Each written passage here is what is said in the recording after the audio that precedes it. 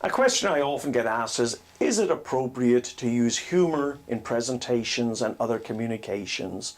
And typically the answer is yes. However, there is one very large caveat, and that is you want your brain to be always asking yourself the question, is it appropriate for the occasion?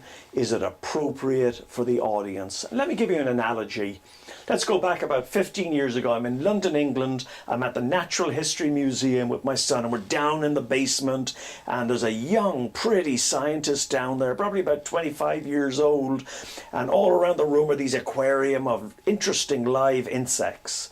But this young scientist, she's got a gigantic, ugly stick insect on her arm, and she's got another stick insect that's basically just hanging what appears to be off her breast. And she immediately engages my young son, and she holds the stick insect up on her arm and looks down at the other one, and she says to him, "Eric, can you tell me which one is the male and which one is the female?"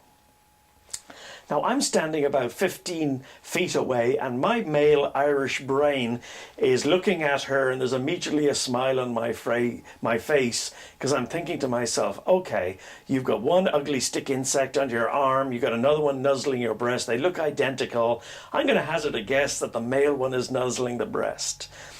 And my son, even though he's young, he knows my sense of humour, he probably knows what's going through my mind, and he glances over with me, and the look on his face is, "Shut up, Dad.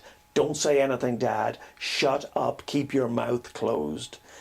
Anyway, the young scientist looks at Eric, and she explains the subtle differences between the male and the female of the stick insects. So what's the point I want to make on this? The point on this is, yes, it is always good to use humor in communications and presentations, but always ask yourself, is it appropriate for the occasion, and is it appropriate for the audience?